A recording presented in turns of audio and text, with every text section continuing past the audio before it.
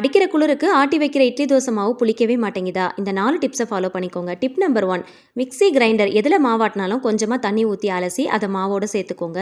Tip number 2, மாவு ஆட்டினதும் கை வச்சு நல்லா எந்த அளவுக்கு அடித்து மிக்ஸ் பண்ண முடியுமோ அந்த அளவுக்கு மிக்ஸ் பண்ணிக்கோங்க. கை சூட்டுக்கு சீக்கிரமாக புளிச்சிரும். டிப் நம்பர் 3, மாவு நல்லா மிக்ஸ் பண்ணதுக்கு அப்புறமா 1 டீஸ்பூன் சுகர் ஆட் பண்ணி அகைன் கை வச்சு நல்லா மிக்ஸ் பண்ணி விடுங்க. சீக்கிரமாக மாவு புளிச்சிரும்.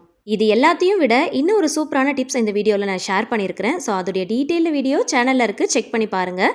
இந்த ஒரு டிப்ஸை மட்டும் ஃபாலோ பண்ணி பாருங்கள். 8 மணி நேரத்தில் புளிக்க வேண்டிய மாவு 6 மணி நேரத்தில் ரொம்ப சூப்பராக புளிச்சு வந்துடும். இந்த 4 டிப்ஸை மட்டும் ஃபாலோ பண்ணிங்கன்னா நீங்கள் செய்கிற இட்லி நல்ல பூ போல் வரும். இது கூடவே அடித்தட்டு இட்லி குழையாமல் மேல் தட்டில் ஒட்டாமல் ரொம்ப சூப்பராக எப்படி செய்யலாங்கிறதையும் டிப்ஸோடு ஷேர் பண்ணியிருக்கேன். ஸோ இந்த எல்லா டிப்ஸையும் தெரிஞ்சுக்கிறதுக்கு டீட்டெயில் வீடியோ கண்டிப்பாக போய் செக் பண்ணி பாருங்கள். கீழே டேக் பண்ணுறேன். வீடியோ பிடிச்சா மறக்காமல் லைக் பண்ணுங்கள். ஃப்ரெண்ட்ஸ் அண்ட் ஃபேமிலிஸ் கூட ஷேர் பண்ணிக்கோங்க. ட்ரை பண்ணி பார்த்துட்டு ஃபீட்பேக் ஷேர் பண்ணுங்கள். இந்த மாதிரி டிப்ஸ் தெரிஞ்சுக்கிற சேனலை மறக்காமல் சப்ஸ்கிரைப் பண்ணிட்டு தொடர்ந்து சப்போர்ட் பண்ணுங்கள். Thank you so much. கீப் வாட்சிங்.